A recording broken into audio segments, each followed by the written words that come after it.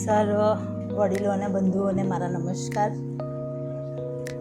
ધ્યાનમાં હવે રેકોર્ડિંગ એટલા માટે શરૂ કરું છું જેથી કરીને કોઈ મિત્રો ના આવે, અથવા હવે 7 જે ચક્રો છે આપણા એના વિશે આખી સિરીઝ આપણે લઈશું. એટલે રેકોર્ડિંગ કરું છું જેથી કરીને વચ્ચે 1 મહિનાનો ગેપ આવે છે આપણે, એટલે જો જૂનું સાંભળી લઈએ તો એ તાજું થઈ જાય, ફરીથી કોઈ ગેપ પાડ્યો હોય તો એ તાજું થઈ જાય, અને વર્ષ પછી 6 મહિના પછી પણ આપણે એને સાંભળવું હોય તો સાંભળી શકીએ. એટલે આને આપણે યુટ્યુબ ઉપર હું ચડાવી દઈશ. એટલે રેકોર્ડિંગ કરું છું.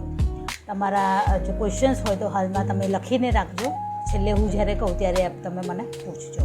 એટલે પ્રવાહમાં શું છે કે કોઈ બ્રેક ના પડે, અને મારે જે આપવાનું છે, જે અભ્યાસ કરીને હું આવી છું એ બધું અહીંયા હું તમને નીચોવીને બધું આપીને જાઉં. તો ધ્યાનમાં આપણે ઘણા સમયથી એક બેકગ્રાઉન્ડ, એક પૃષ્ઠભૂમિ તો આપણે હવે લિંક આપીશ તો એ આપણે તૈયાર કરી દીધું છે. બેકગ્રાઉન્ડ તો આપણે અલગ અલગ શરીર ઉપર આપણે શરૂઆતમાં વાત કરી હતી, પ્રાણ ઉર્જા શું છે, મેડિટેશન એટલે શું છે, એવી એક પૃષ્ઠભૂમિ આપણે ઘણા સમયથી લગભગ 7 મહિનાથી આપણે શરૂ કરી છે. તો હવે આપણે ચક્ર ઉપર હવેની જે સિરીઝ છે એ 7 સિરીઝ છે, આપણે દર વખતે એક ચક્ર ઉપર લઈશું. અને પછી છેલ્લે પછીના જે સત્રાંતો આપણા આવશે એમાં ફક્ત અને ફક્ત આપણે 45 મિનિટ સુધી મેડિટેશન જ કરીશું. તો અત્યારે આપણે હવે થોડા એડવાન્સ લેવલે, એટલે કે થોડા સૂક્ષ્મ લેવલે આપણે જઈ રહ્યા છીએ. તો આજનો જે વિષય છે એ આપણો મૂલાધાર ચક્ર છે. તો આપણું આ ફિઝિકલ બોડી જે છે એની ઉપર એક સરસ મજાનું, કોઈને ગોરા કલરની, તો કોઈને વ્હાઇટ કલરની, તો કોઈને કાળા કલરની સરસ મજાની ચામડીથી મઢીને આપણને ભગવાને અહીંયા મોકલ્યા છે. આ ચામડીની પાછળ શું છે, આપણે જે અન્ન ખાઈએ છીએ તેમાંથી માંસ, મજ્જા અને શરીર માટે જે જરૂરી છે પોષક તત્વો, પૃથ્વી લોક ઉપર આપણું જીવન ટકાવી રાખવા માટે, તો એ બધું અન્નમાંથી, અને આપણે જે શ્વાસ લઈએ છીએ તો એ પ્રાણ ઉર્જામાંથી જે પણ જરૂરી એલિમેન્ટ્સ હોય છે, પંચતત્વો હોય છે, એ અન્નમાંથી અને સૌર ઉર્જામાંથી આપણે મેળવતા હોઈએ છીએ. અને એમાંથી બધું માંસ, મજ્જા, બોન, એની અંદર બોન મેરો ને બધું એની રચના થતી હોય છે. અંદર 12 સરસ મજાના ઓર્ગન આપેલા છે. દરેક ઓર્ગન સાથે સંકળાયેલી ક્લસ્ટર્સમાં ઘણી વખતે ઇન્ડિવિજ્યુઅલ એની સાથે સંકળાયેલી ગ્લેન્ડ્સ હોય છે. અને એ બધી અંતઃસ્રાવી ગ્રંથિઓના સ્ત્રાવ, એ જે ઓર્ગન છે એ બધાની સિસ્ટમથી આપણું આ જે બાહ્ય જે સ્થૂળ શરીર છે એ ચાલે છે. થોડા સૂક્ષ્મ શરીરમાં જઈએ તો એનર્જીના સેન્ટર આવેલા છે. એ એનર્જીના સેન્ટર અથવા એનર્જીના પોર્ટલને આપણે ચક્ર તરીકે ઓળખીએ છીએ. અને એ ચક્રોમાં જો વ્યવસ્થિત રીતે એ ચાલે, ચક્ર જે છે એ નીચેના જે ચક્રો છે ને એ આપણે પેલું સિલાઈનું અડધા આટાનું જે મશીન આવે છે, આમ શટલ, એનું આમ એવી રીતે ફરે છે. એટલે આપણા જે ચક્ર છે એ આખા ગોળ નથી ફરતા, સ્પિન થાય છે આમ આવી રીતે. એટલે એ જો પ્રોપર એની મૂવમેન્ટ આપે છે તો આપણે સંસારી જે જીવન છે આપણે એમાં બહુ આપણને સફળતા મળે છે. જે પણ ઈચ્છાઓ કરીએ છીએ તો ઈચ્છાઓ માટે અનુકૂળ સંયોગો અને બધા જ પ્રકારની મદદ આપણને મળતી હોય છે. પણ જો એમાં કોઈ પણ પ્રકારની રૂકાવટ આવે તો આપણી જે આખી કાર્મિક સિસ્ટમ છે એ ડિસ્ટર્બ થાય છે, અને એનાથી આપણા જન્માંતરના જે ફેરા છે એમાં વૃદ્ધિ થઈ જતી હોય છે, આપણા કાર્યોમાં ડિલે થઈ જતું હોય છે. એટલે પ્રોપર આપણું દરેક એનર્જીનું, આમ તો 112 કરતાં પણ વધારે એનર્જીના સેન્ટર આવેલા છે, પણ મુખ્ય 7 છે જેને આપણે ચક્ર તરીકે ઓળખીએ છીએ. તેમાં રૂકાવટ ના આવે તો આપણે સફળતાપૂર્વક જીવન આપણું જીવી શકીએ છીએ. તો સૌથી નીચે જે છે એ આપણું મૂલાધાર ચક્ર છે. એ કરોડરજ્જુના નીચે અને 2 પગની વચ્ચે એનો આખો એરિયા આવેલો છે. તો એને આપણે મૂલાધાર ચક્ર તરીકે ઓળખીએ છીએ. પછી સ્પાઇન અને નાભીની વચ્ચેનો જે એરિયા છે જેને આપણે પેઢીનો ભાગ કહીએ છીએ, ત્યાં સ્વાધિષ્ઠાન ચક્ર છે. આપણી એક્ઝેક્ટ નાભી છે એને આપણે મણિપુર ચક્ર તરીકે ઓળખીએ છીએ. પછી 2 અહીંયા હૃદયમાં આપણે અનાહત ચક્ર અથવા હાર્ટ સેન્ટર તરીકે ઓળખીએ છીએ. અહીંયા કંઠમાં વિશુદ્ધ ચક્ર છે. અહીંયા બરાબર સેજ બધાનું આ એરિયાની વચ્ચે કોઈનું નીચે હોય છે, કોઈનું ઉપર હોય છે. અહીંયા આજ્ઞા ચક્ર છે અને અહીંયા ક્રાઉન ચક્ર છે. અને એનાથી ઉપર પણ એડવાન્સ એક સૂક્ષ્મ ચક્ર આવેલું છે, એને આપણે લઈશું. તો આ 7 ચક્રો વિશે આપણે જોઈશું. તો આજનું જે ચક્ર છે એ મૂલાધાર ચક્ર છે, મૂળ આધાર, અને ઇંગ્લિશમાં એને આપણે રૂટ ચક્ર તરીકે ઓળખીએ છીએ. તો આ જે ચક્ર છે, મૂલાધાર ચક્ર છે, એ આપણું જે ફિઝિકલ જે સિસ્ટમ છે એનો મુખ્ય આધાર છે. આપણે જોઈએ છે કે ઘણી વખતે બાળકો ડિસેબિલિટી સાથે જન્મ લેતા હોય છે. એ કોઈના પગ કે એવા કોઈ ખોડ ખાપણવાળા હોય છે, અથવા તો અધૂરા માસે બાળકનો ગર્ભપાત થઈ જતો હોય છે, અથવા તો જન્મતા વેત જ બાળક મરી જતું હોય છે. તો એનું મૂલાધાર ચક્ર છે એનો જો પ્રોપર વિકાસ ના થયેલો હોય તો આ પૃથ્વીલોક ઉપર એનું ફિઝિકલ બોડી છે એ સર્વાઈવલ થઈ શકતું નથી. એટલે મૂલાધાર ચક્ર આપણા જીવનને ટકાવી રાખવા માટે છેક સુધી જેટલું ઈશ્વરીય જન્મ અને મૃત્યુનો જે સમયગાળો આપણે લઈને આવ્યા છીએ તો એમાં મૂલાધાર ચક્રની ભૂમિકા બહુ જ અગત્યની છે. એટલે પ્રોપર એ છે એ ડેવલપ થયેલું જ હોવું જોઈએ અને પ્રકૃતિ તરફથી લગભગ એ ડેવલપ થઈને જ આવતું હોય છે. હવે પ્રકૃતિ એને ડેવલપ કરીને જ આપણને આપે છે. એટલે અહીંયા મૂલાધાર ચક્રની જ્યારે આપણે જન્મ લીધા પછી જ્યારે આપણે આ સંસાર અને આધ્યાત્મિક દિશામાં સાધના તરફ જ્યારે આગળ વધતા હોઈએ છીએ ત્યારે એના બે ભાગ પડે છે કે પ્રકૃતિ તરફથી અને આપણા સાધના તરફથી આપણે કેવી રીતે ડેવલપ કરી શકીએ છીએ. તો 95% કહો કે 99% કહો પ્રકૃતિ તરફથી જે મૂળ આધાર ચક્ર છે, રૂટ ચક્ર છે એ ડેવલપ કરીને એટલે કે જન્મ સાથે જ આપણે એને વિકસિત કરીને જ પ્રકૃતિએ આપણને આપેલું હોય છે. જો મૂલાધાર ચક્ર વિકસિત નથી તો શું થતું હોય છે? તો એ સ્વાદિષ્ટાન ચક્રમાં પણ એની વાત આવશે અને આપણા મૂલાધાર ચક્રમાં પણ એની વાત આવશે કે જે 18 વર્ષે અથવા તો અમુક આપણા બોડીના જે બોડીનું પરફેક્ટલી ઢાંચો તૈયાર થઈ જતો હોય છે એ આમ તો 18 વર્ષે, અત્યારના ફાસ્ટ જમાનામાં કહીએ તો 12 અથવા 16 વર્ષે તો આપણું જે સેક્સ્યુઅલ ડિઝાયર હોય છે એ નેચરલ છે. પ્રાણીઓમાં, પક્ષીઓમાં, પશુઓમાં અને આપણામાં એ નેચરલ છે અને એના ઉંમરે એ ડેવલપ થતી જ હોય છે. જો એ ડેવલપ ના થાય તો સમજી લેવાનું કે રૂટ ચક્રમાં, મૂળ આધાર ચક્રમાં પ્રકૃતિ તરફથી કંઈક એમાં કંઈક એવી ખામી છે. એ પછી એના માટે આખી આપણા કાર્મિક પેટર્ન જોવી પડે કે ક્યારેક આપણે જે આખું સેક્સ્યુઅલ જે સિસ્ટમ છે એને ક્યાંક દુરુપયોગ તો એનો નથી કર્યો તો પછી ક્યાંક એમાં ગડબડ હોવાની સંભાવના હોય છે. પણ વધારે વિસ્તૃત માહિતી પાછી આપણે સ્વાદિષ્ટાન ચક્રમાં આવીશું ત્યારે આપણે જે પેલા ગે પ્રકારના જે હોય છે કેવી રીતે થતા હોય છે તો એ વાત આપણે ત્યારે કરીશું.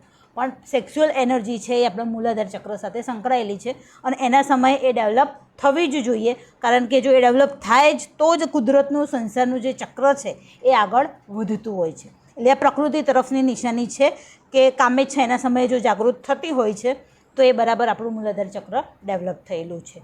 હવે આ મૂળ આધાર જે ચક્ર છે એની 4 પેટલ્સ છે એટલે 4 પંખુડીઓ છે અને દરેક પંખુડી પર કંઈક ના કંઈક એક આપણા ડેવલપ માટેનું આધ્યાત્મિક સાધના તરફ જ્યારે આપણે આગળ વધીએ ત્યારે એનો કોઈ ના કોઈ બીજ મંત્ર હોય છે. પણ એનો મૂળ બીજ મંત્ર છે એ લમ છે, LAM, લમ એ એનો મૂળ બીજ મંત્ર છે. તો આ જે 4 એની જે પેટલ્સ છે એ આપણા જીવનની અર્થવ્યવસ્થામાં આપણને જે ભગવદ્ ગીતામાં કીધું, હિન્દુ સ્ક્રિપ્ચર્સમાં કીધું એની વાત કરે છે. ધર્મ, અર્થ, કામ અને મોક્ષ આ જીવન વ્યવસ્થાના 4 પાયા છે અને જો 4 પાયાનું પ્રોપર ડેવલપમેન્ટ થાય તો આપણે સંસારનો પણ આનંદ લઈ શકીએ છીએ અને સંન્યાસ લઈને મોક્ષ તરફ પણ આપણે ગતિ બહુ જ સારી રીતે ઝડપથી કરી શકીએ છીએ. તો પહેલી વાત આપણે કહીએ ધર્મ. તો ધર્મ એટલે શું કે જે ડિસિપ્લિન્સ છે, જે આપણા જે સંસ્કૃતિમાં, જે ફેમિલીમાં, જે ધર્મના કુટુંબમાં આપણો જન્મ થયો છે તો એમાં આપણા જે ધર્મશાસ્ત્રો છે, ઇવન અધર ધર્મનો પણ આપણે જો રીડિંગ કરીએ, અભ્યાસ કરીએ તો એક જ કહે છે કે ધર્મ શું શીખવાડે છે? નીતિ નિયમો, તમને ડિસિપ્લિન શીખવાડે છે કે આવું કરવું જોઈએ અને આવું ન કરવું જોઈએ. અને જ્યારે એને ધારણ કરીએ છીએ આપણે, એને આપણા દૈનિક જીવનમાં ફોલો કરીએ છીએ, કરવા યોગ્ય નીતિ નિયમોનું પાલન પ્રોપર રીતે આપણે કરીએ છીએ એટલે કે કોઈને નુકસાન નથી પહોંચાડવાનું, કોઈનું છીનવવાનું નથી, પોતાની મહેનતનું જ આપણે ખાવાનું છે. આ બધા ડુ એન્ડ ડોન્ટ્સની વાત કરી છે. તો એનું આપણે પાલન કરીએ છીએ તો આપણો ધર્મના રસ્તે આપણે બરાબર એવરેજ ગતિએ જઈ રહ્યા છીએ. પછી અર્થ આવે છે. તો અર્થ એટલે પૈસો, મની. તો આમ એવું કહેવાય છે કે પૈસા કુછ ભી નહીં હૈ લેકિન પૈસો કે બિના ભી કુછ નહીં હૈ. એટલે સંસારમાં પણ પૈસાની જરૂર પડે છે અને એક સંન્યાસીને પણ પૈસાની જરૂર પડે છે. સંસારના લોકો કમાય છે અને આશ્રમોને અને સંન્યાસીઓને એ ડોનેટ કરે છે તો એ લોકોનો પણ જીવન નિર્વાહ ચાલે છે. આજુબાજુના આપણા જે પશુ પંખીઓ છે એમનો પણ જીવન નિર્વાહ ચાલે છે. તો આ રીતે કુદરતની આખી સાયકલ એકબીજાની સાથે આપણને અહીંયા તૈયાર કરીને આપી છે. તો અર્થની ભૂમિકા એટલી જ છે કે આપણે અને આપણા ફેમિલીનું બ્રેડ બટર જે છે એ આપણે સારી રીતે પૂરું કરી શકીએ. બ્રેડ બટર એન્ડ શેલ્ટર, રોટી, કપડાં અને મકાન. તો જે પૈસાની જે વાત છે, અર્થની જે વાત છે, એ રૂટ ચક્ર સાથે સંકળાયેલી છે. બહુ જ એક અગત્યની ટિપ્સ અહીંયા આપી દઉં, કારણ કે હું તો બહુ બધી શિબિર્સમાં બહુ બધી જગ્યાએ જતી હોઉં છું. તો બહુ જ સરસ એક કન્સેપ્ટ, હું જ્યારે પિરામિડ વેલીમાં ગઈ હતી ત્યારે અમને ત્યાં ગ્રીન મનીનો કન્સેપ્ટ શીખવાડે હતો. અને આ જે કન્સેપ્ટ છે પૈસાનો, જે અર્થ, જે આપણું અર્થ છે, એ અર્થ આપણા મૂળ આધાર ચક્ર સાથે સંકળાયેલું છે. ઘણી વખતે ધંધામાં નિષ્ફળતા મળે છે, પૈસા ઓછા આવે છે, જીવનમાં બહુ બધું ખર્ચાઓ આપણા પેન્ડિંગ્સ હોય છે, દેવું વધી જતું હોય છે, પછી તમારી ડિઝાયર્સ છે એ બધી પૈસાના માધ્યમથી જ પૂરી થતી હોય છે. તો આપણી ઈચ્છાઓ જે અતૃપ્ત રહી જતી હોય છે, તો કહે છે, અને એના માટે આપણે શું કરતા હોઈએ છીએ, બાહ્ય જે સંજોગો છે એને આપણે બ્લેમ કરતા હોઈએ છીએ. પણ જ્યારે પણ તમને ધનની રૂકાવટ લાગે, પૈસા પ્રોપર ના આવતા હોય, તો તમે કોઈને પણ બ્લેમ ના કરો. તમે તમારા મૂળ આધાર ચક્રને બેલેન્સ કરી દો. પૈસામાં જેટલી પણ મની રિગાર્ડિંગ, મારો પર્સનલ અનુભવ છે, જેટલી પણ તમારી પોતાની મની રિગાર્ડિંગ જે પણ રૂકાવટો હશે, ધીમે ધીમે ઓછી થતી જશે. એટલે જેટલું રૂટ ચક્ર જે છે એ જેટલું સ્ટેબલ હશે, જેટલું બેલેન્સ હશે, વધારે પડતું એક્ટિવ હશે તો બી નુકસાન, તો પછી કામેચ્છા પણ વધી જશે. ધન પણ આવશે તો સામે પછી કહે છે ને કે ધનની સાથે સાથે જે બદીઓ છે, સારા સુંદરી, તો એ બી વધી જશે. એટલે અતિશય એક્ટિવ થશે તો તમને દુર્ગુણોના માર્ગે લઈ જશે. બહુ ઓછા લોકો હશે એ ધનને, બધા કમાઈ બધા જાણે છે, પણ એને ધનને ડાયજેસ્ટ કરીને ઓછા લોકો એને ડાયજેસ્ટ કરે છે. એટલે વધારે પડતું એક્ટિવ પણ ના સારું, અને સાવ લો ફ્રીક્વન્સીમાં પણ ના સારું. પણ બેલેન્સમાં હશે તો તમારી બધી જ ઈચ્છાઓ જે ધન રિગાર્ડિંગ છે બધી પૂરી થશે. એટલે જ્યારે પણ પૈસામાં રૂકાવટ આવે, ધંધામાં નુકસાન આવે, મનગમતી જોબ ના મળતી હોય, અથવા તો જે રીતે તમારી સ્કિલ છે, બાજુવાળાને મળે પણ એની સ્કિલ છે સારી, તો એ રીતે એને નોકરી મળે છે, પણ આપણી સ્કિલ નથી ને આપણે પછી વ્હાઇટ કોલર જોબની અપેક્ષા રાખીએ કે કરોડો ને બિલિયન્સ હું કમાવું, તો એ વસ્તુ ખોટી. સ્કિલ છે, તમે મહેનત કરો છો અને સામે સફળતા નથી મળતી, એટલું ધન, એટલો પૈસો તમને નથી મળતો, તો તમે કોઈને બ્લેમ ના કરો. તમારા રૂટ ચક્રને પાવરફુલ કરો, એટલે કે એને બેલેન્સમાં લાવવાની કોશિશ કરો. અતિ એક્ટિવ કરતા નહીં તો પાછા દુર્ગુણોની ઘરતામાં જતા રહીશું. તો ઇન શોર્ટ, ધન છે એ આપણું રૂટ ચક્રને બેલેન્સ કરે છે. એટલે એને બેલેન્સ કરીને આપણે ધર્મને ફોલો કરી શકીએ છીએ, અર્થને કમાઈ શકીએ છીએ. પછી કામ, એટલે કીધું ને કે કુદરતી તરફથી રૂટ ચક્ર પ્રોપર બેલેન્સ હશે તો એના સમયે આપણને જે કામેચ્છા છે એ જાગૃત થશે જ થશે, કારણ કે સંસારના ચક્ર માટે એ જરૂરી છે.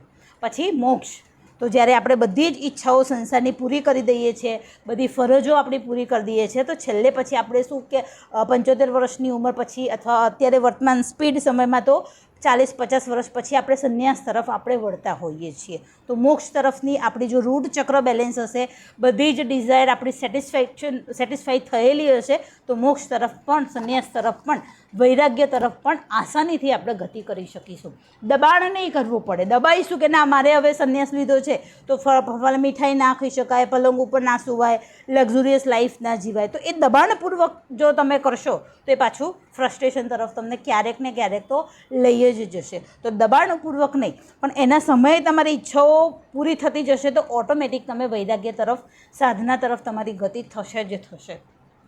તો આમ ધર્મ, અર્થ, કામ અને મોક્ષ, જીવન વ્યવસ્થાના 4 પાયાઓ આપણું રૂટ ચક્ર જો બેલેન્સ હશે તો મસ્ત રીતે ફોલો થશે. ક્યાંય જીવનમાં રૂકાવટ નહીં હોય, સહજતાથી સાધના પણ કરી શકીશું, સહજતાથી સંસારી જે આનંદ છે, સંસારના જે કર્તવ્યો છે, સંસારના જે કર્મો છે, એને પણ સારી રીતે આપણે શું કરીશું, આપણે એનો ઉપયોગ કરી શકીશું. તો આટલી બેન વ્યવસ્થા જે છે એ આપણા રૂટ ચક્ર સાથે સંકળાયેલી છે.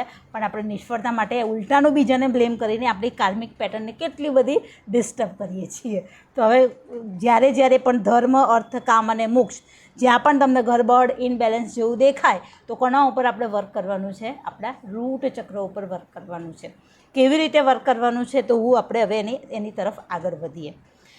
કેવી રીતે વર્ક કરવાનું છે એ કહેતા પહેલાં, રૂટ ચક્ર બેલેન્સ હોય તો એના સિમ્ટમ્સ કયા છે, એટલે કે આપણું જો મૂળ આધાર ચક્ર બેલેન્સમાં છે તો એના કયા કયા લક્ષણો છે. તો આપણે જીવનમાં આપણું જે ફિઝિકલ ફિટનેસ છે એ પ્રોપર હશે. ઘણાને આર્થરાઇટના પ્રોબ્લેમ્સ થાય છે, તો એના માટે હિલિંગ કરવાની જરૂર છે આપણા રૂટ ચક્ર અને સ્વાધિષ્ઠાન ચક્ર ઉપર, અને થોડુંક મણિપુર, નીચેના 3 ચક્રને આપણે હિલ કરવાની જરૂર છે. પણ પગથી નીચેનો જેટલો પણ એરિયા છે એમાં જ્યાં પણ રૂકાવટ છે, તો તમે રૂટ ચક્ર ઉપર જો વર્ક કરશો, મારી મમ્મીને બહુ બધું શીખવાડ્યું પણ પછી ફોલો નહીં કરતી, પણ જો એના ઉપર જો આપણે વર્ક કરીએ તો નીચેની જે આપણી બંને પગની જે સિસ્ટમ છે પ્રોપર વર્ક કરશે. એટલે પગની નીચેના જેટલા પણ ડિઝીઝ છે એ ઇનશોર્ટ તમારા પગ ઓકે છે તો ઇટ મીન્સ કે તમારું મૂલાધાર ચક્ર ઓકે છે. તમારા સ્વભાવમાં સ્થિરતા છે, તમારા બેસવામાં ઉઠવામાં સ્થિરતા છે. કોઈ પણ ડિસિઝન તમે એક વખત લો છો તો સમજી વિચારીને લો છો, પછી એમાં ફરતા નથી. તમારું મન બહુ ડ્વેલિટી નથી કરતું આ કરું કે તે કરું. તો નિર્ણય તમે એક વખત લો છો પછી એને ચીટકીને રહો છો, એક ફોર્મ રહો છો તમે નિર્ણય લીધા પછી. તો સમજવાનું કે તમારું રૂટ ચક્ર છે એ બેલેન્સમાં છે, જીવનમાં સ્થિરતા છે, ઓબ્સ્ટેકલ્સ ઓછા છે, બહુ જ શાંતિથી સહજતાથી તમને બધું મળી આવે છે અને મસ્ત રીતે સહજતાથી તમે તમારું જીવન જીવો છો. જુઓ, સુખી થવા માટે બહુ ધનની કે બહુ પૈસાની જરૂર નથી. બહુ મોટો કરોડપતિ અબજપતિ હશે પણ એનું માઇન્ડ ડિસ્ટર્બ હશે, એને રાતે સૂવા માટે ઊંઘની ગોળીઓ લેવી પડતી હશે, જમે તો એના માટે ડૉક્ટરોને પૂછીને જમવું પડતું હશે, તો એ સુખ નકામું છે. આપણને શાસ્ત્રોએ શું કીધું છે? પહેલું સુખ તે જાતે ન રહે. એટલે આપણું સ્વાસ્થ્ય સારું હશે તો શ્વાસનો સંબંધ મન સાથે છે, મન સારું તો શરીર સારું, શરીર સારું તો મન સારું. તો સુખ જે છે એ સંતોષ, આપણે કેટલા સંતોષી છીએ, નાની નાની વસ્તુઓથી પણ આપણને સંતોષ મળી જાય છે. તો સમજવું હતું કે આપણા જીવનમાં ઇનશોર્ટ હળવાશ છે, સહજતા છે. તો સમજવાનું કે રૂટ ચક્ર છે એ બેલેન્સમાં, એટલે કે સંતોષી જીવન આપણને પ્રદાન કરે છે આપણું બેલેન્સ રૂટ ચક્ર. હવે આમાં ડિસ્ટર્બન્સ છે, લો ફ્રિકવન્સીમાં છે. રૂટ ચક્ર આપણું લો ફ્રિકવન્સીમાં છે તો એના સિમ્ટમ્સ છે પગની નીચેના દુખાવા, પગમાં ખાલી ચડવી, નસ ચડવી, ઘૂંટણના દુખાવા, પગની પાનીઓના દુખાવા, ઇનશોર્ટ ચાલવામાં ગડબડાહટ, પેલું કે ને કે થોડી ઉંમર થાય છે એટલે નીચેથી જે સોલ છે આપણા પગના જે તળિયા છે એની સેન્સીસ ગુમાવે છે અને આપણે સ્લીપ થઈ જતા હોય છે. તો આ બધું જે છે એકચ્યુઅલી જીવે ત્યાં સુધી આપણું પરફેક્ટલી જ શરીર હોવું જોઈએ. તો રૂટ ચક્રમાં જ્યારે ડિસ્ટર્બન્સ થતું હોય છે તો પગની નીચેના જે છે એ પ્રોબ્લેમ્સ શરૂ થઈ જતા હોય છે. પછી કામ વધારે કરીએ છીએ, વર્ક વધારે કરીએ છીએ પણ સામે એ પ્રમાણેનું રિવોર્ડ આપણને, એ પ્રમાણેનો બદલો આપણને મળતો નથી અને એટલે પછી આપણે એન્ઝાયટીમાં રહીએ છીએ, ડિપ્રેશનમાં રહીએ છીએ, ફિયરમાં રહીએ છીએ. ફિયર પણ પકડે છે ઘણી વખતે, નિરાશ છીએ અને મહેનત વધારે કરવું પડે છે અને સફળતા મળે એટલે સ્વાભાવિક ચીડચીડાપણું જીવનમાં હોય છે. તો આ બધી વસ્તુઓ આપણને શું આપે છે? રૂટ સિમ્ટમ્સ ઇન્ડિકેટ કરે છે કે તમારું રૂટ ચક્ર છે એ બેલેન્સમાં બિલકુલ નથી. અત્યારે અમારું 3 વાગે આજે બદલીનો સેકન્ડ રાઉન્ડનો છેલ્લો કેમ્પ હતો. મેં એપ્લાય નથી કરી એટલે મને કેવું કે લટકતી તલવાર હતી, કોઈ આવે તો પતી ગયું, તો ક્યાંય જવું પડે. પણ મેં સ્વીકારી લીધું કે ફોર્મ મેં નહોતું ભર્યું, મેં કીધું સેકન્ડ રાઉન્ડમાં હું ભરીશ. પણ આખી સિસ્ટમ હતી એ ક્યાંક મારા અભ્યાસમાં ચૂક થઈ ગઈ હોય કે ગમે તે હોય, બનાવ કાઢે એવી જ ઘટના બનવાની હશે કે મેં ફોર્મ નહોતું ભર્યું. મેં કીધું સેકન્ડ રાઉન્ડમાં અપિયર થઈશ પણ આખી સિસ્ટમ બદલાઈ ગઈ એવું લાગ્યું મને, અથવા ક્યાંક મારા અભ્યાસમાં કમી હશે. તો સમહાઉ એમાં હું એન્ટર જ ના થઈ શકી. તો બધાને મસ્ત મજાની મનગમતી જગ્યાઓ મળી ગઈ અને હું અહીંયા શાંતિથી પ્રવચન આપી રહી છું. તો પરિસ્થિતિનો મેં સ્વીકાર કરી લીધો. તો ઘણી વખતે મને બી નવી લાગે કે સહજતાથી મેં બધા સામેથી મને ફોન કરીને કે તે કેમ ના ભર્યું, કે તને અમદાવાદ મળી જ જાત, કેમ આમ કર્યું. મેં કીધું હવે બનાવકાર બનવાનું હશે, હવે એને સ્વીકારી લેવાનું. મને કે હવે શું થશે? બધા મને મોટો પ્રશ્ન પૂછે હવે શું થશે? મેં તો કશું નહીં. મેં કીધું કોઈ આવશે તો મેં કીધું જાહેર હિતમાં થશે.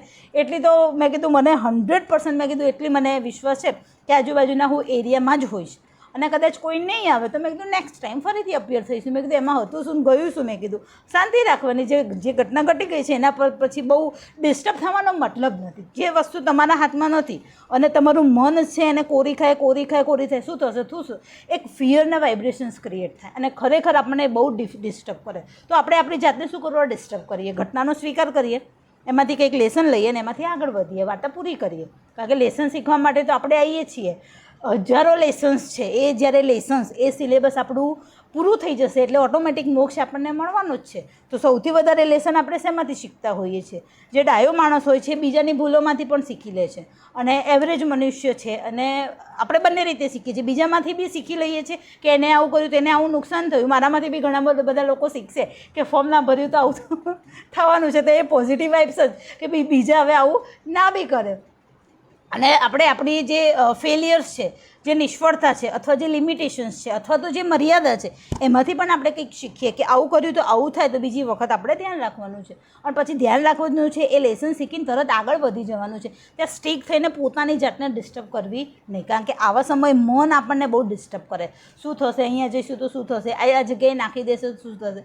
જે ઘટના હજી ઘટી જ નથી, મારી જગ્યાએ કોઈ હજી આવ્યું જ નથી, જે ઘટના ઘટી નથી, તો એના વિશે હું ફિયરના વાઇબ્રેશન્સ છોડીને મારી જાતને નુકસાન કરું, આજુબાજુના એટમોસ્ફિયરને પણ નુકસાન કરું, અને બની શકે કે ઓફિસર સુધી, કારણ કે આપણે આખી એજ્યુકેશન સિસ્ટમ સાથે જોડાયેલા હોઈએ, અહીંયા તો આપણે સ્પિરિચ્યુઅલ લોકો સાથે જોડાયેલા હોય, તો આપણા સ્પંદનો ડિસ્ટર્બ કરે. અને એવું સામેવાળો ન કરતો હોય ને તો બી એવું જ કરે. કેમ? કારણ કે અનકોન્શિયસલી આપણે એવું વિચારીએ તો મને દૂર મૂકી દેશે તો શું થશે, આવું મેં નથી કર્યું તો હવે શું થશે, તો અનકોન્શિયસલી પછી એ રિયાલિટી બને. એના કરતાં જે થશે હવે સારું જ થશે, આજુબાજુના એરિયામાં જ, અથવા આપણે અહીંયા જ રહીશું અને ઈશ્વરને એક નાનકડી પ્રાર્થના કરીને આપણે ભૂલી જવાનું. ઈશ્વર આપણા કરતાં બેસ્ટ, એને ખબર છે કે આપણે કઈ જગ્યાએ રહેવાનું છે, કઈ જગ્યાએ જવાનું છે અને કોની સાથે આપણા અન્ન પાણી લખાયેલા છે. એટલે પછી બહુ વિચાર કરવો નહીં. તો મને કશું, એટલે બધા પૂછે શું થયું, શું, મને કંઈ ફરક ના પડ્યો. ખબર છે આમ જોઈએ તો ઘણી મોટી ઘટના છે, પણ મને સાવ નજીવી લાગે છે કે મેં આમાં અપિયર જ ના થયું.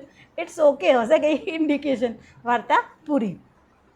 તો આ કહેવાનો મતલબ કે આવી ક્ષમતા તમને જીવનમાં ક્યાંક ને ક્યાંક અનુભવ થયો જ હશે કે ઘણી વખતે નુકસાન એવું થઈ ગયું, કોઈએ તમારું અપમાન કરી દીધું, તો શાંતિથી શીતળતા તમને સ્થિરતા સાથે તમે જોઈ લીધું એને. તો સમજી લેવાનું કે જે સ્થિરતા છે એનું જે પાવર છે આપણા મૂળ આધાર ચક્રમાંથી આપી રહ્યો છે.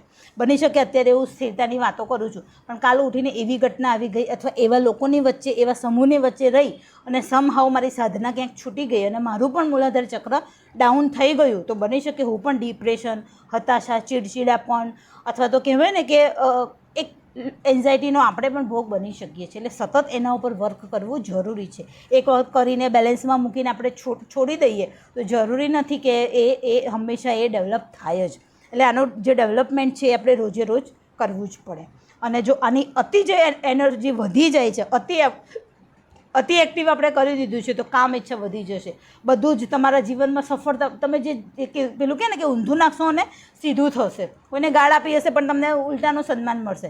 તમે ક્યાંક એવી ઇન્વેસ્ટ કર્યા હશે, કોઈ ઈચ્છા બી ના હોય ને અચાનક તમને ધન મળશે, પણ એને ડાયજેસ્ટ નહીં કરો ને તો તમે દુર્ગુણા, શરાબ સુધરીને એવા ખોટા રસ્તા ઉપર ચડી જશો. એટલે અતિ એક્ટિવનેસ પણ જરૂરી નથી અને લો ફ્રીક્વન્સી પણ જરૂરી નથી, એને બેલેન્સમાં રાખવાનું છે.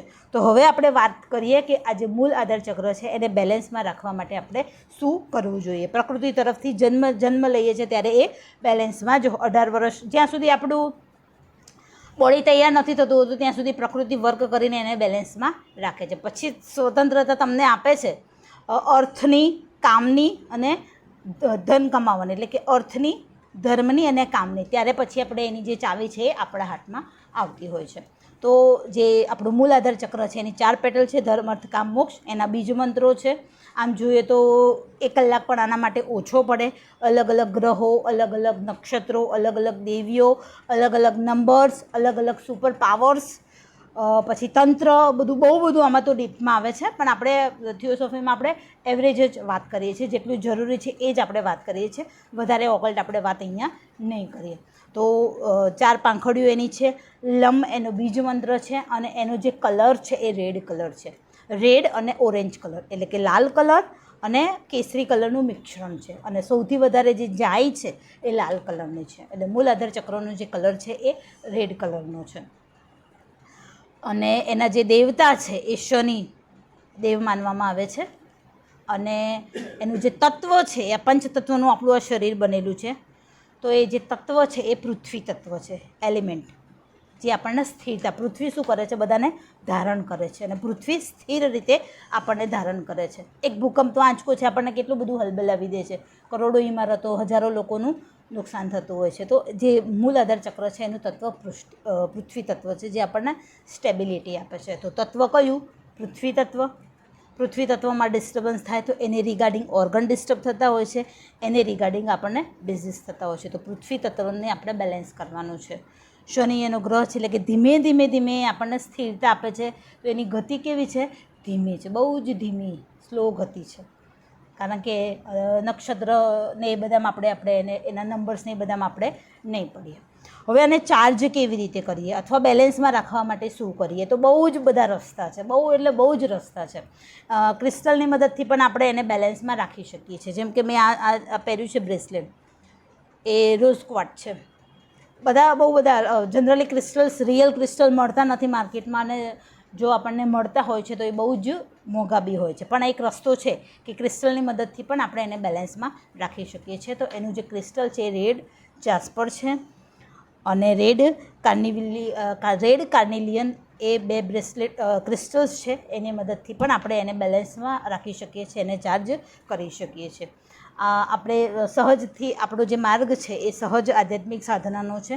તો એ બધા જો ચક્કરમાં આપણે ના પડવું હોય તો આપણે રેડ કલર્સને રિગાર્ડિંગ, ખાસ કરીને પૃથ્વી તત્વ સાથે સંકળાયેલું છે, એટલે કંદમૂળનો ઉપયોગ જીવનમાં વધારે કરીએ. કંદમૂળમાં મૂળા છે, ગાજર છે, બીટ છે, રેડ કલર છે, એટલે બીટનો ઉપયોગ જો તમે વધારે કરો તો એક તો તમારું ખૂન બી વધશે અને એને રિગાર્ડિંગ જે નાના મોટા ડિઝીઝ હશે એ પણ ક્યોર થઈ જશે. તો કંદમૂળમાં સૌથી વધારે બીટનો જો ઉપયોગ કરીએ, રેડ કલરના જે ફ્રૂટ્સ છે જેમ કે ચેરી છે, સ્ટ્રોબેરી છે, તો એનો જો ઉપયોગ કરીએ તો આપણું મૂલાધાર ચક્ર છે એ બેલેન્સમાં રહેશે. તમે આના ઉપર તમારે જો એક્સપેરિમેન્ટ કરવું હોય તો કોઈ એવો ડિઝીઝ પકડાતો ના હોય તો આપણને ટેસ્ટ કરવા માટે કહે છે, યુરિન ટેસ્ટ, બ્લડ ટેસ્ટ, અને એમાં જે બધા સિમ્ટમ્સ નેગેટિવ આવતા હોય છે અને એને જો આપણે ચક્રો સાથે જો એક્ઝેક્ટ મેચ કરીશું ને તો એક્ઝેક્ટ એની જે મેડિસિન્સમાં જે આપણને કોઈ બી ટેબ્લેટ આપણને ડૉક્ટરે લખી આપી તો એની પાછળના ઇન્ગ્રીડિયન્ટ તમે વાંચજો, અને આનો જે ફૂડ છે એના ઇન્ગ્રીડિયન્ટ્સ બંને લગભગ સિમિલર જ હશે. એટલે આમાં પણ પોટેશિયમ, સલ્ફર, ઝીંક એ બધાની જરૂર હોય છે જે ટેબ્લેટમાં હોય છે. તો આપણે ટેબ્લેટ ખાઈએ, પૈસા બી ખર્ચીએ, બીજા ઓર્ગેનને બી નુકસાન કરીએ, એના કરતાં પ્રોપર પૃથ્વી તત્વ સાથે સંકળાયેલા જે એના માટેના જે ફૂડ છે એને આપણે કેમ ના ખાઈએ? તો કંદમૂળ, બીટ એ બધાનો ઉપયોગ આપણે વધારે કરવાનો. ડિસ્ટર્બન્સ જેવું તમને લાગતું હોય તો રેડ કલર જે છે એ રેડ કલર્સ જેમ કે મસૂરની દાળ છે એનો ઉપયોગ વધારે કરવાનો. રેડ કલરના જે ફ્રૂટ્સ છે એનો વધારે ઉપયોગ કરવાનો. રેડ કલરના જે કપડાં છે એ ખાસ કરીને મંગળવારે જો તમે રેડ કલરના કપડાં ધારણ કરો તો એ વધારે તમને ઉપયોગી થાય. બહુ જ એનેમિક બોડી હોય, તમારું લોહીની કમી હોય, તો તમારી જે બેડશીટ છે, પડદા છે, ટેમ્પરરી જો તમે રેડ કલર્સના અથવા આછા રેડ કલર્સનો ઉપયોગ કરશો તો બહુ જ ઉપયોગી તમને થશે. એ વધારે રેડનો ઉપયોગ નહીં કરવાનો, કારણ કે પછી સક્રિયતા આપણને આપે. એટલે ટેમ્પરરી જો એવું લાગે બહુ એનેમિક બોડી છે, કોઈ બહુ બીમાર રહે છે, શરીર એનું ખૂન નથી લેતું, તો એને રેડ કલર્સની ચાદર ઉપર જો તમે બિછાવો, રેડ કલરનો એના રૂમમાં ઉપયોગ કરો, રેડ કલરનો બલ્બ છે એ એના રૂમમાં શરૂ રાખો, તો એ રેડ વાઇબ્રેશન્સ, રેડ કિરણો એને ક્યાંક ને ક્યાંક ક્યોર તમને કરશે જ કરશે. હું તો મારી મમ્મીને પેલું માને નહીં, હું એને શીખવાડ્યું છે હિલિંગનું, પણ એ પાછી કરે નહીં. તો ઘણી વખતે હું એની જોડે બધે શેક લેવા અને બધે જતી હોઉં ને તો એ જે શેક આપે ને તો એની જે લાઇટ હોય છે ને રેડ કલરની જ હોય છે, એ જે કિરણો હોય છે રેડ કલરના જ હોય છે. એટલે આ જાણતા અજાણતા આખું બધું કહેવાય ને કે સ્પિરિચ્યુઅલિટી, તંત્ર, મેડિકલ સાયન્સ, આપણું ઓકલ્ટ સાયન્સ બધું એકબીજા જોડે ઇન્ટરલિંક કરે જ છે, પણ એને સમજાવવાવાળા લોકો નથી. ઉલટું ઇન્ટરપ્રિટેશન કરીને વચ્ચેથી પૈસા ખાઈને બધાને ગડબડના રસ્તા તરફ લઈ જવાવાળા વધારે છે. તો એટલે હું બહુ ડીપમાં આમાં નથી જતી, સહજતાથી જ બતાવું છું કે જ્યારે તમને એવું લાગે બોડી રિગાર્ડિંગ, ખૂન રિગાર્ડિંગ, તો બીટનો સૌથી વધારે ઉપયોગ કરવો, સ્ટ્રોબેરી, ચેરીનો ઉપયોગ કરવો, રેડ કલરનો ઉપયોગ, પણ એના વારે, એનો જે વાર છે, દરેક જે ચક્ર છે એના વાર પણ હોય છે. તો નેક્સ્ટ ટાઈમ એનો એક્ઝેક્ટલી જે વાર છે 7 ચક્રોનો એ આખો, એકચ્યુઅલી મેં એક બુક છે મારી પાસે, એમાં આખો ચાર્ટ છે. એ ચાર્ટને હું ગ્રુપમાં જ મૂકી દઈશ એટલે આપણો સમય ઓછો બગડે. તો રૂટ ચક્ર વિશે આટલી એક બેઝિક જે વાતો ખરેખર આપણને જરૂર છે. બેલેન્સ કરવા માટે શું કરવાનું, વધારે એક્ટિવ હોય તો શું થઈ જાય ગડબડ જીવનમાં, અને લો ફ્રિકવન્સી હોય તો શું થઈ જાય, એની વાત મેં તમને કરી. તો ધર્મ, અર્થ, કામ અને મોક્ષ, આ આટલી બેઝિક વસ્તુઓ યાદ રાખવાની. અને બીજી વસ્તુ, જ્યારે પણ સમય મળે ત્યારે એકદમ ફ્રીમાં, એમ કે શરીરને ચુસ્ત રાખવા માટે સવારે અને સાંજે 20-20 મિનિટ સૂર્યનો તડકો લેવો જરૂરી છે. અને એક વખત તો દિવસમાં કંઈક એવી એક્ટિવિટી કરો અથવા વોક કરો કે શરીર આખું પરસેવે નીતરે. અને પૃથ્વી તત્વ સાથે સંકળાયેલું છે એટલે મધર અર્થને, ગ્રીન જે ગ્રાસ છે એમાં તમે ચાલો, ગ્રીન ગ્રાસમાં ચાલો, એટલે ગ્રીન ગ્રાસમાં ચાલશો ને તો પણ તમારું પૃથ્વી તત્વ જે છે એ બેલેન્સમાં રહેશે. તો આ સાથે મને લાગે છે કે જે જરૂરી વાતો હતી મેં મૂળ આધાર ચક્ર સાથેની મેં અહીંયા કરી વાર્તાને અહીંયા પૂરી કરું છું. અને હવે આપણે થોડું મેડિટેશન કરીશું. Thank you so much. કોઈ પ્રશ્ન છે?